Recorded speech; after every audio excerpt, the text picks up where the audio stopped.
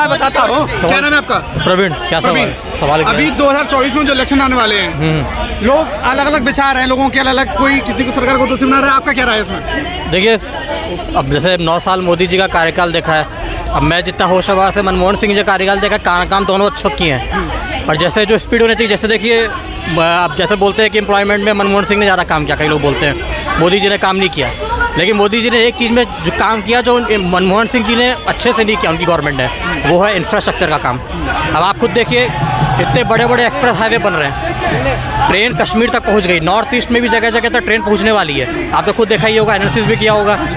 और गांव-गांव में तो सड़क अटल बिहारी वाजपेयी के टाइम से ही चालू था प्रपोजल। ऐसे टाइप के इंफ्रास्ट्रक्चर के प्रोजेक्ट मोदी जी के टाइम बहुत हुए। और एक चीज़ देखिए, अब इंफ्रास्ट्रक्चर प्रोजेक्ट होगा तो रोजगार भी होगा उससे। अब रोजगार से कनेक्शन कैसा इंफ्रास्ट्रक्चर का, वो मैं आपको बताता हूँ। जैसे मान लीजिए हमने गांव-गांव तक को सबको इंफ्रास्ट्रक्चर से जोड़ दिया। अब इंफ्रास्ट्रक्चर अगर अवेलेबल है, कंपनी देखेगी कि भाई मेरा ट्रांसपोर्ट अच्छा हो सकता है, मेरा कच्चा माल आ सकता है, तो वो अपनी इंडस्ट्री लगाएगी तो आसपास के जो गांव के लोग हैं उनको काम मिलेगा, रोजगार तो तभी मिलेगा ना जब पहले इंफ्रास्ट्रक्चर बनाए। लोगों से बात करते हैं, पाकिस्तान, हिंदू, मुस्लिम, ये लोग बात करते हैं लोग, लेकिन मेडिकल, एजुकेशन, एम्प्लॉयमेंट, इन पे कौन बात करेगा? देखिए, बात होती है, लेकिन अब मीडिया की दिक्कत है। मीडिया हाईलाइट किनको ज़्यादा करता है, जिसपे उनको टीआरपी ज़्यादा मिले। अगर हाईलाइट इनको करे, इंफ्रास्ट्रक्चर पे करे, लेकिन इंफ्रास्ट्रक्चर क्या है कईयों को समझ में नहीं आता। मैं जैसे क्या, मैं तो इंजीनियर हूँ, मेरे को पता है इंफ्रास्ट्रक्चर क्या चीज़ है। अब अभी से इनसे भैया जी से पूछो इंफ्रास्ट्रक्चर क्या है, उनको भी नहीं पता होगा, इनको भी नहीं पता होगा। वो नॉलेज की बात है। तो इसीलिए मीडिया उन्हीं चीज़ों को ज़्यादा दिखाता है जिसपे लोग सबको समझ में आए। सर, आपका नाम क्या है? मेरा नाम मुकेश है सर। मुकेश, कहाँ से बिलोंग करते हैं आप? मैं राजस्थान से हूँ सर। 2024 में इलेक्शन आने वाले, लोकसभा इलेक्शन, किसकी तरफ रुख कर रहे हैं आप? सर, मैं रुख करने का ट्राई कर रहा हूँ, पर दोनों ही पार्टियों में काफ़ी सिमिलरिटीज़ है।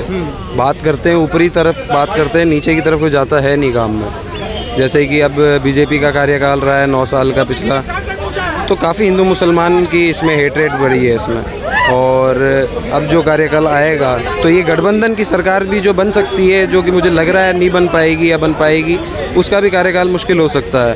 तो एज ए पीएम नेक्स्ट देखना बहुत ही मुश्किल हो रहा है अब। सर, आपका नाम? अनन्य शर्मा। कहाँ से आए हो? अजमेर राजस्थान। राजस्थान से। अभी राजस्थान में अभी विधानसभा इलेक्शन चल रहे हैं जी, क्या सोचते हैं इसके बारे में? कौन गहलोत दोबारा से बाजी मारेंगे? मुश्किल है सर। क्यों, क्या कारण हो गया? कारण सर कई सारे हैं इसके। तो किसको देख रहे हैं आप अपना सीएम किसको देख रहे हैं? वो सर बीपीएल के अभी कोई वो नहीं है। चंद्रशेखर जी ने एंट्री मार ली उधर, क्या कुछ असर पड़ेगा? पड़ेगा सर, थोड़ा बहुत तो पड़ेगा। ये काफ़ी अच्छी पर्सनैलिटी है, वो भी ऐसे कैसे हल्के में नहीं ले सकते आप किसी को भी। पर गहलोत जी की बहुत ही अच्छी पकड़ है राजस्थान में, और आज से नहीं पिछले कई साल से पॉलिटिक्स में है वो, और पिछले 2 टर्म से तो वो सीएम भी रह चुके हैं। तो बहुत ही टक्कर का होगा। और पर मेरा रुझान रहेगा सचिन पायलट के लिए कुछ किया जाए सर, सचिन पायलट के लिए। सर, आपका नाम क्या है? अर्जुन, कहाँ से बिलोंग करते हैं? गाजियाबाद। 2024 में इलेक्शन होने वाले हैं, क्या आपका मानना है, कौन मारेगा बाजी? देखो, बाजी तो कायदे में जो इंडिया गठबंधन है उसको माननी चाहिए। वजह यह है कि वो सिर्फ विकास की बात कर रही है, धर्म की बात नहीं कर रही, किसी संप्रदाय की बात नहीं कर रही, पाकिस्तान हिंदुस्तान की बात नहीं कर रही, कश्मीर की बात नहीं कर रही, वो सिर्फ बात कर रही है विकास की। और इस देश में विकास होना चाहिए। आप और हम यहाँ आज ग्रेनाइट में खड़े हैं तो विकास की वजह खड़े हैं। और ये जो ग्रेनाइट है ये 2014 से पहले का यहाँ पर है। मैं मानता हूँ कि एक एजुकेशन, एम्प्लॉयमेंट और मेडिकल सुविधा, ये चीज़ें बहुत जरूरी हैं। ये सबसे पहले मस्ट है। और आज आप देख रहे हो जो कल हमारा चंद्रयान वहाँ पहुँचा है, इसमें किसी राजनीतिक पार्टी का सहयोग नहीं है, वो साइंटिस्टों का सहयोग है। और जितने वहाँ साइंटिस्ट हैं उन सब ने पढ़ाई लिखाई के माध्यम से वहाँ पहुँचा है, ना कि किसी धर्म की वजह से, ना अंधविश्वास। जो इसरो है उसे हम पार्टी से इंक्लूड नहीं कर सकते, वो चीज़ अलग है। अगर आप पार्टी से करना भी चाहते हैं तो इंदिरा गांधी ने इसरो बनाया था। डेफिनेटली। तो अगर आप इसरो को उससे ही करना चाहते हैं कि भाई पार्टी से संबंधित, तो इसरो को पहले इंदिरा गांधी जी ने लॉन्च करा। और पहला 1973 में जो चंद्रयान भेजा था, वो उस टाइम जवाहरलाल नेहरू जी ने उस टाइम शुरुआत करी थी, ठीक है। उसके बाद 73 में। और लेकिन मैं ये कह रहा हूँ कि ये चांद पे भेजना ही चीज़ है, ये लोग गुमराह करने की चीज़ है। वो साइंटिस्टों का काम, वो अपना काम कर रहे हैं, लेकिन तुम क्या कर रहे हो? नहीं, वो देखो, इसरो की बात करें वो पार्टी से अलग है, उसकी तो हम बात ही नहीं कर सकते। देखो, वो तो अलग चीज़ है। मैं बात कर रहा हूँ 2024 में जो इलेक्शन आने वाले हैं। जो 24 में इलेक्शन होने वाले हैं, देखो, राहुल गांधी बहुत पढ़े लिखे नेता हैं, बहुत समझदार नेता हैं। आज की डेट में हर चीज़ में वो संपन्न है। किसी चीज़ में आ जाओ, उसे एजुकेशन में आ जाइए आप, किसी लैंग्वेज में आ जाइए, किसी क्षेत्र के बारे में पूछना हो, पैदल यात्रा उन्होंने करी है। एक आदमी से बात करिए, कैसे, कौन का क्या है, किसको क्या दर्द है, किसको क्या दुख है। मणिपुर में गए, आज मणिपुर चल रहा है। मोदी जी से सिर्फ इतना सवाल पूछा राहुल जी ने, आप मणिपुर में बोल दीजिए। मोदी जी उस पर बोलने को तैयार नहीं। इसका मतलब आप कहीं ना कहीं आप उसमें नाकामयाब हो। अगर मैं कोई भी चीज़ कर रहा हूँ, अगर मैं चोर हूँ तो मैं उस चीज़ को क्यों, मैं आप मुझसे कहोगे इस बारे में तो मैं बताऊँगा क्यों।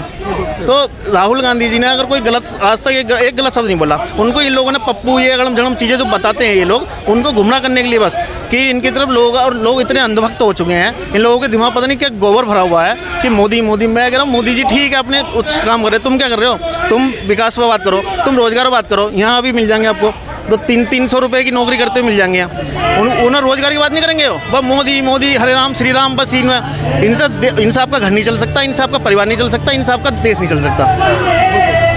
आपका क्या नाम है? मेरा अध्यापक। अध्यापक? हाँ। आप अध्यापक हैं? आपका नाम अध्यापक है? मेरा स्टेज नेम अध्यापक ही है। ओके। मैं आर्टिस्ट हूँ। आर्टिस्ट हैं? हाँ। तो क्या करते हैं आप? मैं ब्लॉगिंग और रैपिंग करता हूँ। ब्लॉगिंग करते हैं? हाँ। तो काफ़ी घूमते होंगे आप? हाँ हाँ। तो 2024 में इलेक्शन होने वाले हैं, किसको देख रहे हैं आप? यार देखो, पता है इंडिया के पास अभी फेस नहीं है मोदी के अलावा, लेकिन राहुल पार्टी भी अच्छा, वो राहुल भी अच्छा है, लेकिन बस इंडिया का फेस नहीं है। वो जो मोदी है फेस छपा पड़ा इंडिया का, बस वही है। लेकिन देखो, फेस सही है, विकास सही है? यार विकास तो पहले भी हो रहा था। फेस के टाइम पर मैं बता सकता हूँ, फेस की बात आएगी जब 2004 में और 2009 में जब यूपीए की सरकार बनी थी, 4 की बता रहा हूँ स्पेशली, उस टाइम चेहरा नहीं था कोई भी। सोनिया मतलब कांग्रेस की होती, लेकिन सोनिया गांधी जी के विरोध में जब मनमोहन जी आए, किसी के पास पता नहीं थी, किसी को भी पूरे देश में कि मनमोहन जी प्रधानमंत्री बनेंगे। और इतने बड़े इकोनॉमिस्ट जो जिनको आज तक अर्थव्यवस्था का जो इनको पढ़ाया जाता विदेशों में भी, कोलंबिया जैसी यूनिवर्सिटी में उनको पढ़ाया था मनमोहन जी को, वो प्रधानमंत्री बने। और उन्होंने डूबती नैया को भारत की एकदम उठा के ले गया है 2009 तक। उसके बाद क्या हुआ, 2009 में उनकी सरकार में मनमोहन जी